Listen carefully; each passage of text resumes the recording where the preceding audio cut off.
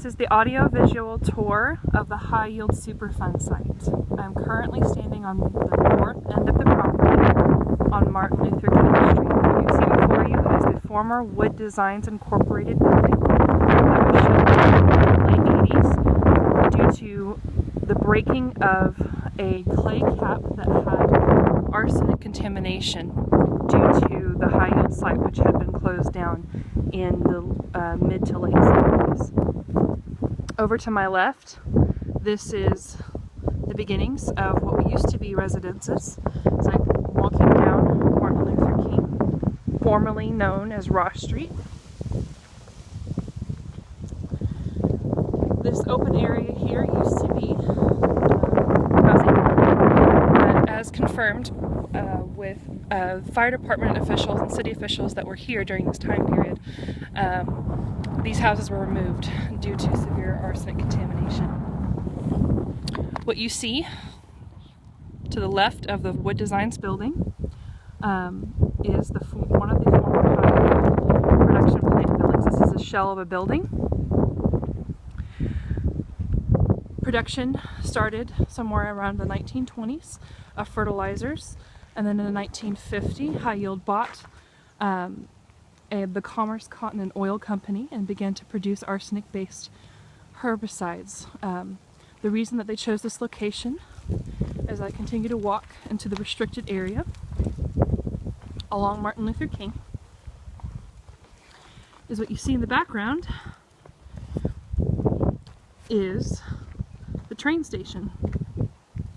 Oh, not train station, the railroad.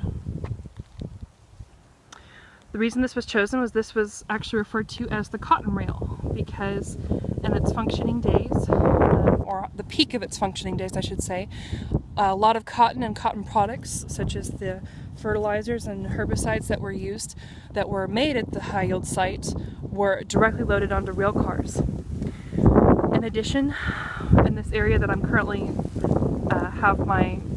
in your visual, was a cotton gin that used to process raw cotton. As you will notice, in comparison to the left side of the street, which were the houses were removed, there is a elevated grassy area. Beneath this grass is a kept coal system of thick clay that after excavation took place, they removed, although they did remove contaminated soil, so they kept the soil to then further prevent any arsenic being released. This is similar to the cap that was originally placed in the late 1970s, but then was broken by the Wood Designs trucks that were coming in and off of the property and re-released arsenic contamination. And it had to be recovered as a remediation site for the second time, beginning in the late 80s and ending in the 1994. To my left, you will also see that this house, the vacant area, was removed. This house here was erected in the early 2000s and was one of the few houses to remain. As I continue on, you will notice to the east of the property another residence, and in the background there,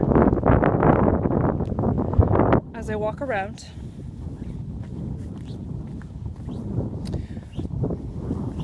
to the intersection of Johnson and Martin Luther King, this residence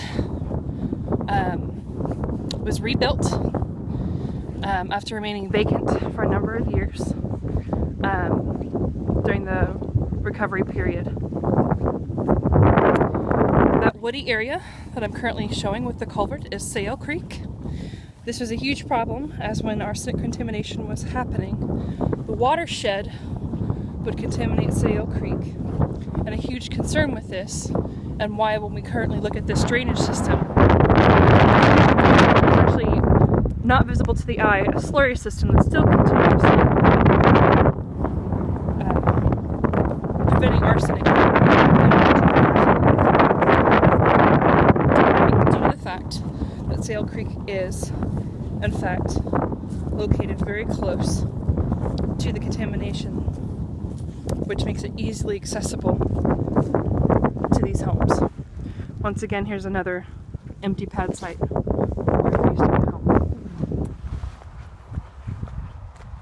I am now walking along Johnson Street, closer to Sail Creek on my left, High Yield on my right, culvert system that also has a slurry catch for specifically arsenic. Many of these residences were tested for arsenic, and settlements were given to each of these residents exceeding $10,000 for cost of medical expenses and potentially for most of them moving. This is Sail Creek, which, as you can see, the culvert system prevents at least some of the arsenic contamination from going back into the Sail Creek area, which this whole area is fenced off. Not only the High Yield site, but this portion of Sail Creek is not accessible to the public. This fencing goes around back to the side of Sycamore, which we're now approaching, and the Rosemound Cemetery, which was a cemetery for the city of Commerce since the early 1900s. As you see again, completely closed off, not just the High Yield site, but the river bank, or I should say the creek bank, where arsenic contamination was studied as early as the early 2000s through Texas A&M to be above acceptable.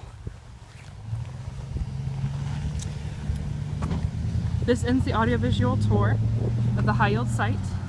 As you can see, the High Yield site continues to go down, but is then greeted on the south and west portions by the trails, the train system.